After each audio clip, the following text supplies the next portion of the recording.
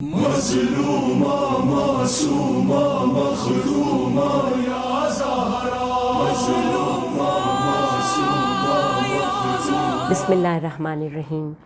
شہزادی کونین be be Fatima الزہرا سلام اللہ علیہا کے ایام میں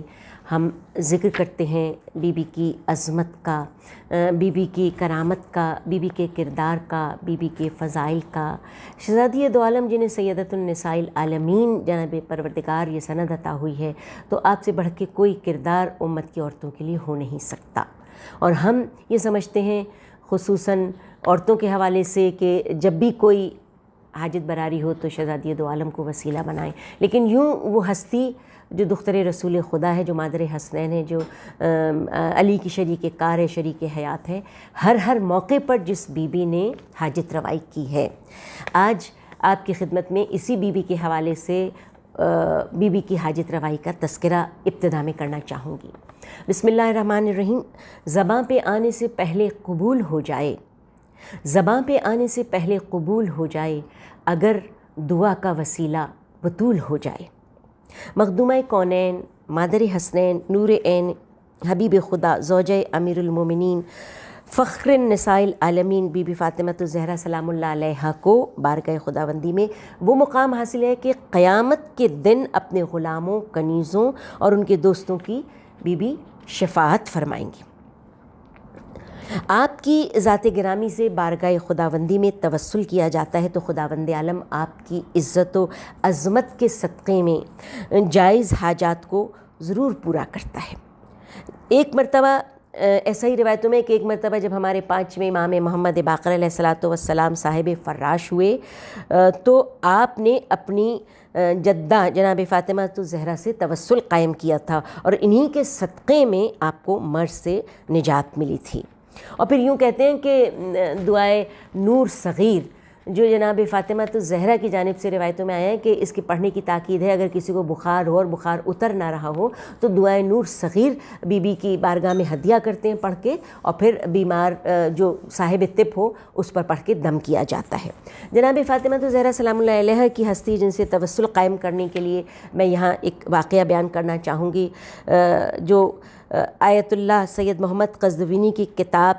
فاطمہ الزہرا من المہد الی اللحد، فاطمہ زہرا لحد سے مہد تک، تو آپ کی جو یہ کتاب ہے اس میں کاظم قزوینی ایک روحانی شخصیت کے مالک تھے۔ آپ کا تعارف، آپ کی شخصیت کسی تعارف کے محتاج بھی نہیں ہے۔ آپ نے چاردہ معصوم علیہ السلام کی سیرت پر بے شمار کتابیں لکھی ہیں۔ یہ عظیم الشان کتاب قزوینی فاؤنڈیشن ایران نے طبع کروائی ہے۔ کتاب کا عربی نام فاطمہ الزہرا من المہد الی اللحد، فاطمہ زہرا طلوع سے غروب تک۔ اردو ترجمہ اس کا حجت الاسلام نے کیا ہے، الطاف حسین صاحب نے، اور یہ ریسرچ اسکالر ہیں نجف یونیورسٹی عراق کے۔ آیت اللہ قزوینی کے بیٹے سید محمد ابراہیم قزوینی نے اپنے والد کا معجزہ جو ان کی زندگی میں ان کے ساتھ پیش آیا بیان کیا ہے اس کتاب میں۔ خاص داستان ہے ان کی، وہ کہتے ہیں کہ ان دنوں جب میرے والد مشہد مقدس کربلا میں رہتے تھے، کربلا معلیٰ میں رہتے تھے، تو آپ کو حکومت نے گرفتار کر لیا۔ حکومتی نمائندے آئے، اور ایک وقت ایسا تھا کہ جب حکومتی نمائندے آتے تھے اور انہی عظیم ہستیوں کو، انہی بزرگان دین کو گرفتار کیا کرتے تھے، اور قید و بند کی صحبتیں اور سختیاں انہیں اٹھانی پڑتی تھیں، اور حکومتی نمائندوں نے گرفتار کیا اور ان کو گاڑی میں لے کر سوار کر کے نجف اشرف کی طرف لے گئے۔ راستے میں جب انہوں نے کربلا سے بہت زیادہ سفر طے کر لیا تو روڈ چھوڑ کر ایک کچی سڑک کو اختیار کیا۔ اس وقت ان کی گاڑی چل رہی تھی تو میرے والد نے تعجب سے کہا، یہ لوگ کدھر جانا چاہتے ہیں؟ کیونکہ یہ ان دنوں کی بات ہے جب حکومت کسی روحانی عالم کو اگر کبھی گرفتار کرتی تھی تو اسے بغداد لے جاتی تھی، اور وہاں بغداد کے زندانوں میں انہیں مقید کر دیا جاتا تھا۔ آخر کار وہ صحرا پہنچے جہاں دور دور کوئی آبادی نہ تھی، آدم نہ آدم زاد، اور پھر نہ کوئی ایسی آثار نظر آتے ہوں کہ جس میں زندگی پائی جاتی ہو۔ وہاں پہنچ کر ان لوگوں نے، حکومتی لوگوں نے گاڑی کو ایک مقام پر روک لیا۔ حکومتی گاڑی سے 4 آدمی اترے اور انہوں نے ڈکی کھولی، ویرانہ ہے، بیابان ہے، آدم نہ آدمزاد یہ بیان کرتے ہیں کہ انہوں نے ڈکی کھولی اور ڈکی میں سے زمین کھودنے کے آلات نکالنے لگے، اور جیسے گویا انہوں نے، ان کا بیان ہے کہ قبر کھودنے لگے۔ اور جب میرے والد نے یہ منظر دیکھا تو سمجھ گئے کہ وہ لوگ انہیں قتل کرنا چاہتے ہیں، اس لیے ویرانے میں لائے ہیں، اور بغیر غسل و کفن ان کو دفن بھی کر دیا جائے گا تاکہ کسی کو پتہ بھی نہ چلے کہ کچھ ہوا ہی نہیں۔ ان حساس ناقابل فراموش لمحات میں میرے والد نے صدیقہ طاہرہ جناب فاطمۃ الزہرا سیدۃ النساء العالمین سے توسل قائم کیا، اور ان ظالموں سے نجات کے لیے بی بی سے گڑ گڑا کے فریاد کی، تسبیح پڑھی یا مولاتی فاطمۃ اغثنی کی، اور پھر کہا کہ بی بی آپ ان ظالموں سے نجات دلائیں، یہ اگر انہیں نجات مل گئی تو وہ حضرت فاطمہ زہرا سلام اللہ کی شخصیت اور زندگی پر ایک کتاب لکھیں گے۔ انہوں نے یہ بھی بی بی سے وعدہ کیا، یعنی کہا کہ ان ظالموں سے نجات دلائیں۔ ظاہر ہے کہ سامنے موت کھڑی نظر آ رہی ہے، ان کی قبر کھودی جا رہی ہے، انہوں نے بیوی سے توسل قائم کیا اور کہا کہ جب انہیں اگر نجات مل جائے گی آپ کے توسل سے تو میں آپ کی زندگی اور شخصیت پر ایک کتاب لکھوں گا۔ قبر بڑی تیزی سے کھودی جا رہی تھی، سرکاری عملہ اپنے مکمل توانائی سے کام جاری رکھے ہوئے تھا۔ اچانک وائرلیس کی گھنٹی بجی اور انہیں مرکز کی طرف سے پیغام ملا کہ علامہ قزوینی کو قتل نہ کیا جائے اور انہیں واپس لایا جائے۔ اس طرح انہوں نے میرے والد کو بغداد کے زندان میں لا کر قید کر دیا۔ میرے والد بغداد کے زندان میں 3.5 ماہ بند رہے اور پھر آپ کو رہا کیا گیا۔ گرفتاری کے ایام میں آپ پر بہت زیادہ تشدد کیا گیا۔ آخر حضرت فاطمہ زہرا سلام اللہ کی برکت سے ان ظالموں سے ان کے والد کو نجات ملی۔ کاظم قزوینی کے فرزند ابراہیم قزوینی لکھتے ہیں کہ والد مرحوم تو اس کتاب سے بہت زیادہ انس رکھتے تھے۔ آپ نے اس کتاب کو مکمل کیا اور پھر کتاب بہت شہرت پا گئی، اس کتاب سے بہت زیادہ لگاؤ اور انسیت تھی۔ آپ نے اپنی وصیت میں فرمایا تھا کہ جب میں اس دنیا سے رخصت ہو جاؤں تو اس کتاب کو میرے ساتھ ہی دفنا دیا جائے میری قبر میں، تاکہ یہ کتاب میرے لیے سند شفاعت قرار پائے۔ یعنی جب حاضر ہوں حضور میں تو بی بی شفاعت کی ضامن ہے، وہ جانتے تھے۔ انہوں نے کہا کہ میرے ساتھ میری قبر میں میری اس تحریر کو جو جناب سیدہ کے اوپر لکھی ہے جو شفاعت کی ضامن ہے، میری شفاعت کی ضامن بن جائے یہ کتاب۔ جب ان کی وفات ہوئی تو ہم نے ان کے بیٹے کہہ رہے ہیں کہ جب ہمارے پیرادر والد گرامی کی وفات ہوئی تو ہم نے ان کی وصیت کے مطابق اس کتاب کو ان کے سینے کے اوپر رکھ دیا، یعنی کفنا دیا، اور اس کتاب کو دفنانے سے پہلے والد گرامی کے سینے پر رکھ دیا اور ان کے جسد خاکی کو ایک صندوق میں بند کر کے حسینیہ زینبیہ میں بطور امانت دفن کر دیا۔ جب باعث پارٹی کا خاتمہ ہوا تو انہیں کربلا معلیٰ میں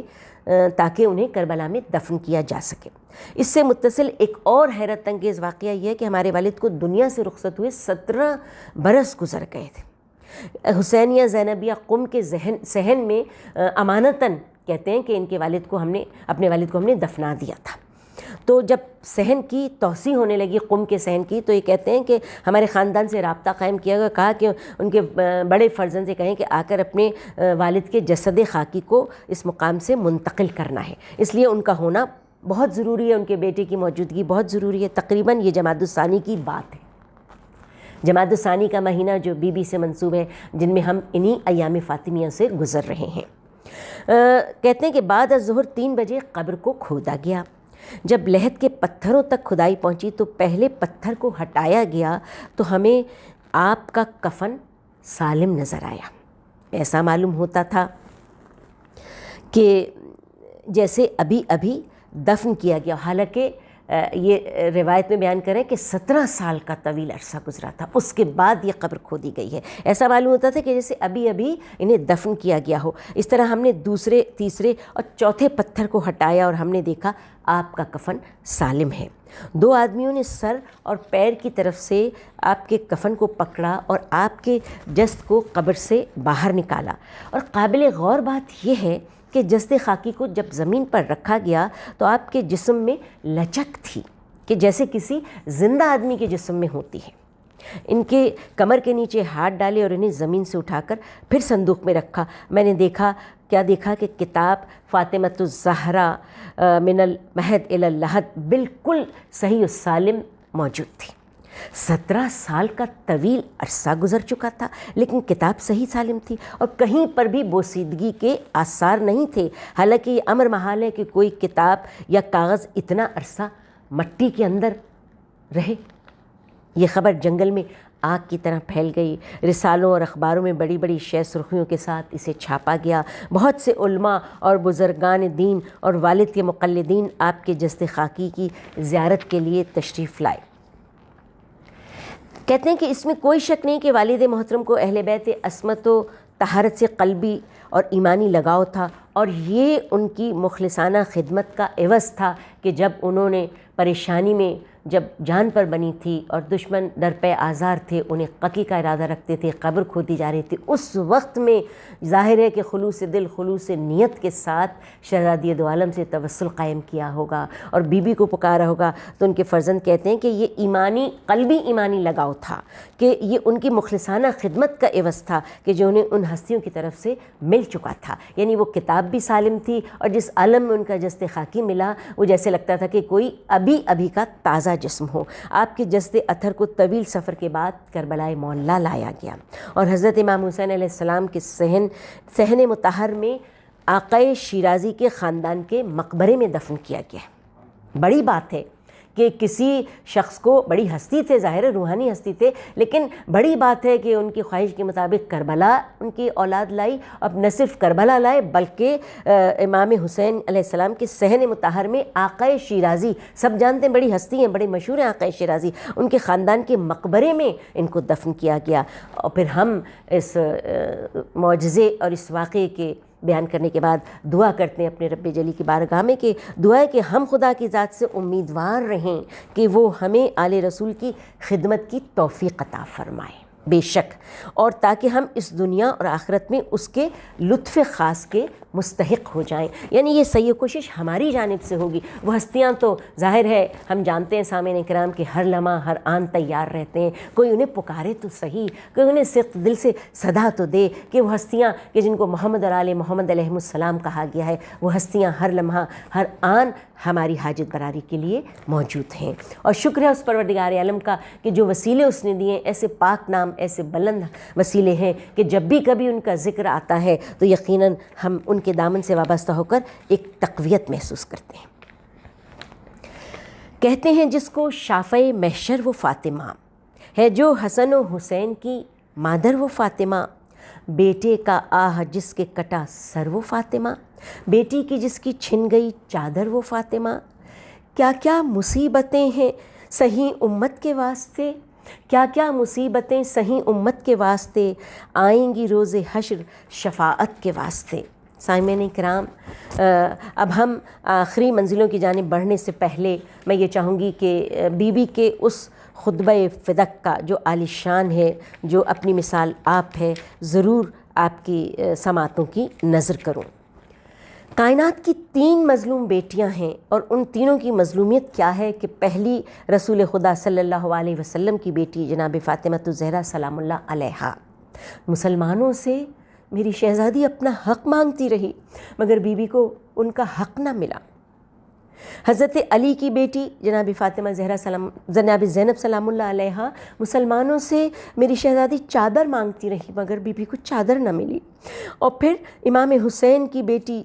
जनाब सकीना मुसलमानों से पानी मांगती रही मगर हाय मेरी बीबी को पानी ना मिला।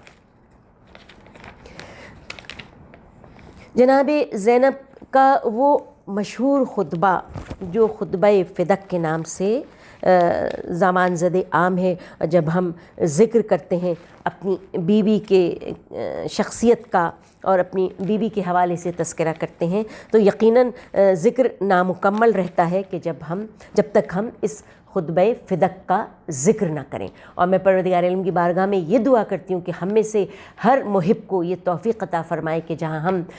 खुतबात मौलाए कायनात पर निगाह रखते हैं, जहाँ हम नहजुल बलागा पर निगाह रखते हैं, जब हम सहीफ़ा सज्जादिया पर निगाह रखते हैं, जब हम कुरान और अहले बैत से वाबस्ता हैं, तो हम जनाब ज़ैनब सलामुल्लाह अलैहा के खुतबात पर और मेरी बीबी जनाब फ़ातिमा ज़हरा सलामुल्लाह अलैहा के इस खुतबा फ़िदक पर ज़रूर निगाह रखें। ये खुतबा फ़िदक क्या है? اور اس کا مطالبہ بی بی نے کیوں کیا؟ تو روایتوں میں ہے کہ جس وقت حکومت وقت مستحکم ہو گئی بعد وفات رسول خدا اور مہاجرین و انصار پر ان کا اقتدار مکمل ہو گیا، تو انہوں نے ملازمین کو فدق روانہ کیا اور انہیں حکم دیا کہ فاطمہ زہرا کے نمائندے کو سرزمین فدق سے نکال دیں۔ چنانچہ ملازمین نے ان کے حکم پر پورا عمل کیا۔ اور مطالبہ فدق اور گواہی، مسئلہ فدق کو سمجھنے کے لیے غور طلب بات یہ ہے کہ جب تک حکومت کے عمال نے بی بی کے نمائندے کو فدق سے بے دخل کر کے خود قبضہ کر لیا، تو حضرت فاطمہ زہرا سلام اللہ علیہ حکومت وقت کے پاس گئے اور فرمایا تم نے مجھے اس جاگیر سے کیوں محروم کر دیا کہ جو میرے والد نے مجھے عطا کی تھی، اور میرے نمائندوں کو وہاں سے کیوں بے دخل کیا، تم نے مجھے میری میراث سے کیوں بے دخل کر دیا۔ بس سامعین کرام، جب جناب فاطمہ الزہرا سلام اللہ علیہ واپس آئیں اور انہوں نے گواہ طلب کیے ہیں اور بی بی نے گواہ بھی پیش کیے ہیں، کہتے ہیں کہ حضرت ام ایمن جو رسول خدا کے نزدیک محترم خاتون تھیں، ان کو بھی جناب سیدہ نے بطور گواہ پیش کیا۔ پھر اس کے بعد کہتے ہیں کہ رسول خدا نے فرمایا تھا کہ تمہیں خدا کی قسم، کیا تمہیں نہیں معلوم کہ ام ایمن جنتی خاتون ہے؟ جب ان کو گواہ کے لیے پیش کیا، ان کی گواہی کو نہیں مانا، پھر اس کے بعد جناب سیدہ نے گواہی کے لیے حضرت علی کو بلایا کہ وہی گواہی دیں، لیکن ان کی گواہی کو بھی نہ قبول کیا۔ اور پھر لکھا ہوا یہ ہے روایتوں میں کہ حضرت فاطمہ زہرا نے فدق کی ملکیت، جب حضرت فاطمہ زہرا کے سامنے، یعنی تمام گواہوں کو کے گواہی کو نہ ماننے کے بعد جناب فاطمہ زہرا سلام اللہ علیہ کے سامنے جناب رسول خدا کی وہ تحریر ٹکڑے ٹکڑے کر دی گئی۔ اور بی بی کا یہ جملہ مصائب کے لیے کافی ہوگا۔ میں یہ سمجھتی ہوں کہ جب واپس آئی تھی نا اس خطبے کے بعد، تو شہزادی دو عالم نے کہا تھا یا علی میرا حق مجھ سے چھین لیا گیا۔ اور اس سے زیادہ بڑھ کے کیا ہوگا کہ بی بی جب گئی تھیں چادر میں پنہا ہو کر، اور جب واپس آئیں کمر خمیدہ ہے، سر کے بال سفید ہو چکے ہیں، اور بی بی اپنے اس جائز حق سے محروم رہنے پر بڑی رنجیدہ و ملول نظر آئی ہیں۔ جناب سیدہ نے اس موقع پر جو خطبہ ارشاد فرمایا ہے، تو ایسا خطبہ تھا، بی بی نے حمد و ثناء پروردگار کی، توحید رسالت کی گواہی بھی دی۔ پھر جب آپ کی ان تمام تر حمد و ثناء کو اور ان تمام تر گواہیوں کو اور ان تمام تر بیانات کو حفاظت قرآن کی جانب توجہ دلائی، پھر آپ نے احکام اسلامی کا فلسفہ بیان کیا، میری بی بی نے ایک ایک بات اس خطبے میں، خدا ہم سب کو توفیق دے کہ ہم اس خطبہ فدق پر نگاہ رکھیں اور اس کی گہرائیوں تک پہنچنے کی کوشش کریں۔ اور پھر بی بی نے بڑی حسرت و یاس کے ساتھ لوگوں کی بے وفائی پر تنقید بھی کی ہے۔ اور پھر جناب سیدہ سلام اللہ علیہ نے جب یہ خطبہ بیان کیا ہے مطالبہ فدق کا، اور اس خطبے کے سننے کے بعد تاریخ یہ کہتی ہے کہ زار زار مجمع رو رہا تھا۔ حضرت زہرا نے جب ایک دردناک آہ کی، یعنی آپ کا حق چھین لیا گیا، آپ کی نگاہوں کے سامنے صادق اور امین ان کے پدر گرامی جناب رسالت مآب کی تحریر کو ٹکڑے ٹکڑے کر دیا گیا، تو بی بی نے ایک سرد آہ بھری تھی، اور اس دردناک آہ کو سن کر لوگوں کی رونے کی صدائیں بلند ہوئی تھیں، اور پھر بی بی کی ایک سرد آہ نے پوری مسجد کو سوگوار بنا دیا تھا۔ اور پھر کچھ دیر کے لیے آپ خاموش ہو گئی تھیں، اور پھر سر کو جھکائے ہوئے آہستہ آہستہ قدموں سے گھر واپس تشریف لائیں تھیں۔ میری شہزادی سلام اللہ علیہ لاکھوں درود و سلام ہوں کہ بی بی اپنے بابا کے بعد روایتیں ہمیں یہ کہتی ہیں کہ زیادہ مدت زندہ نہ رہیں، اور بی بی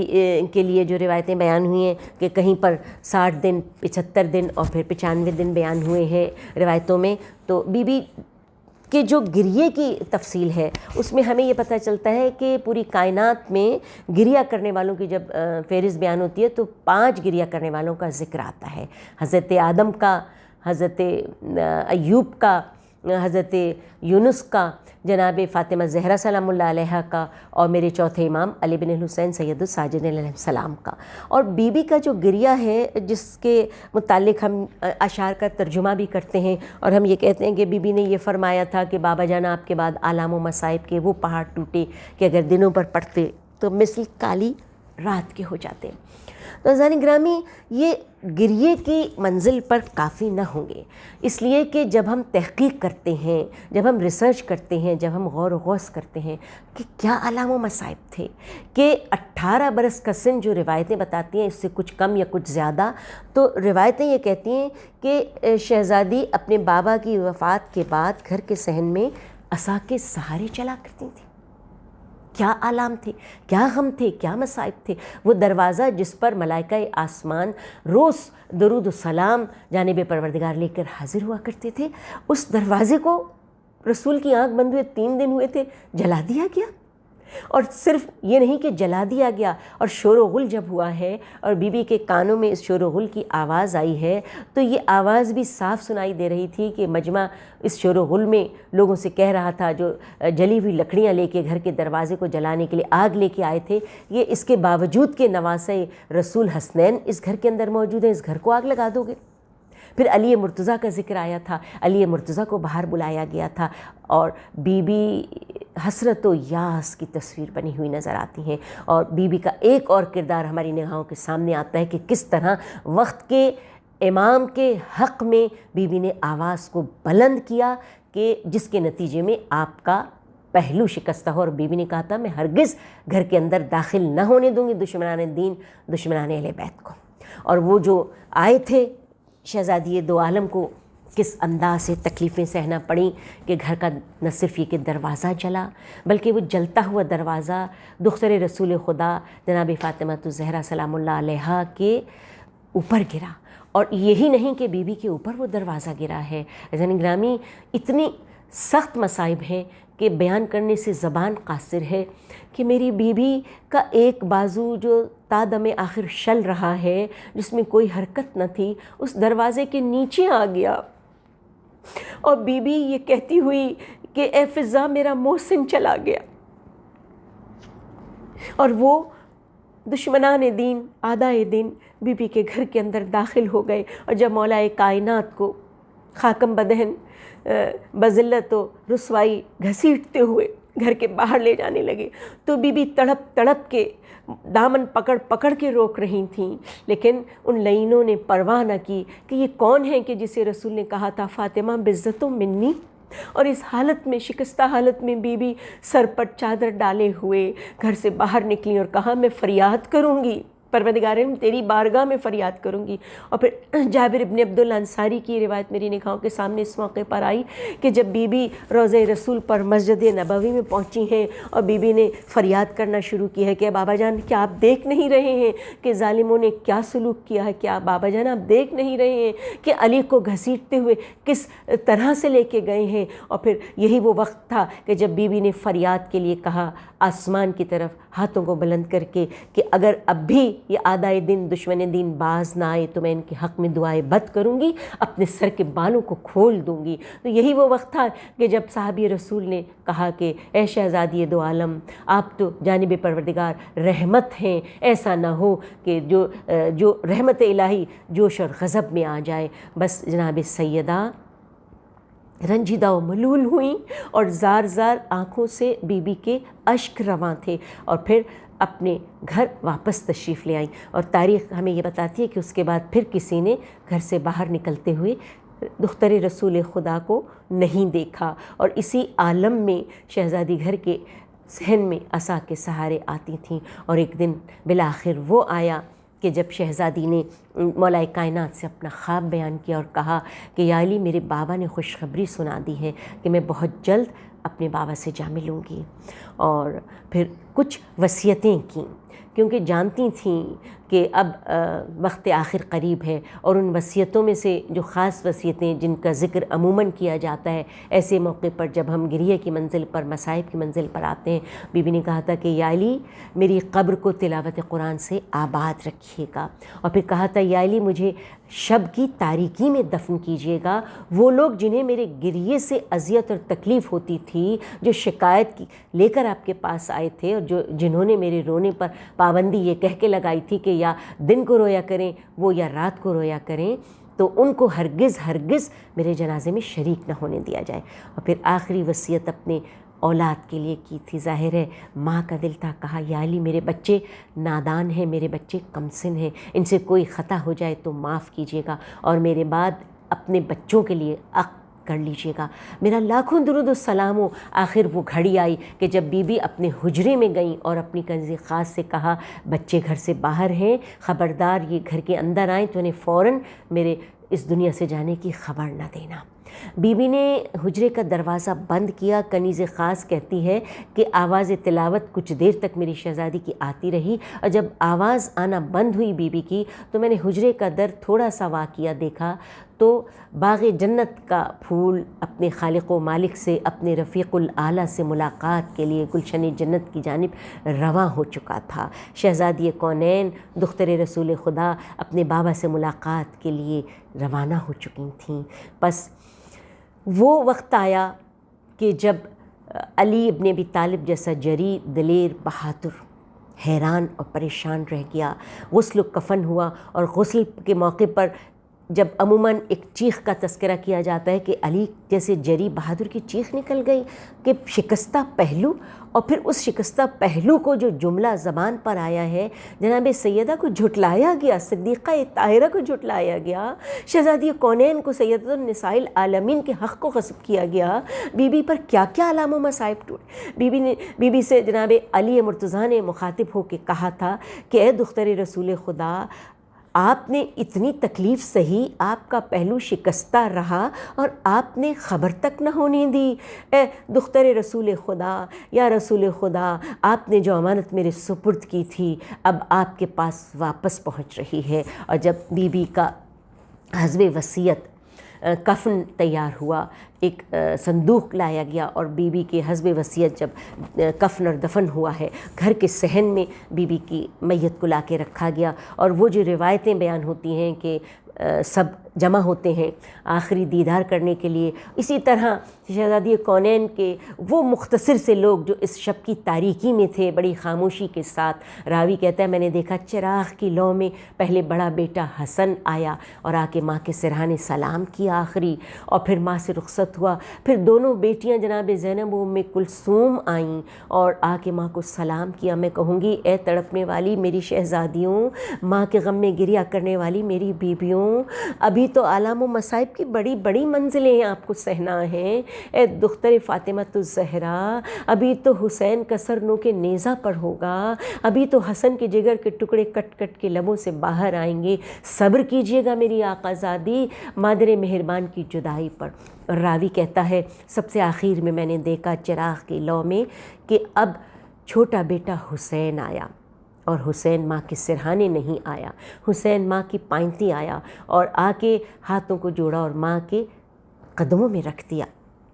اور حسین کہہ رہے ہیں مجھے نہیں معلوم، روایتوں میں نے جو سنا اور پڑھا، جو علماء سے سنا، روایتیں کہتی ہیں کہ حسین آیا اور کہا اے اماں، آپ تو میری ایک آواز پہ تڑپ جایا کرتی تھیں، اے مادر گرامی اب اتنی صدائیں دیتا ہوں کوئی جواب نہیں آتا۔ بس یہی وہ لمحہ تھا، خدا واقف ہے، خدا گواہ ہے کہ اصل حقیقت کیا ہے، لیکن یہی وہ لمحہ تھا کہ جب بندے قبا کھل گئے شہزادی دو عالم کے اور دو ہاتھ بلند ہوئے، ہاتف غیبی نے ندا دی اور صدا یہ آئی دو ہاتھ بلند ہونے کے ساتھ، آ میرے لال آ جا، آ میرے بچے آ جا، آ میرے حسین آ جا، ماں تجھ سے صدقے و واری ہو جائے۔ ہاتف غیبی کی ندا اس موقع پر جو روایتیں کہتی ہیں آئی، اے یا علی جلد بچے کو ماں سے جدا کرنا، ایسا نہ ہو کہ کہیں قیامت بپا ہو جائے۔ بس انہی الفاظ کے ساتھ آج ہم اپنے وقت کے امام اجل اللہ تعالی شریف کی خدمت میں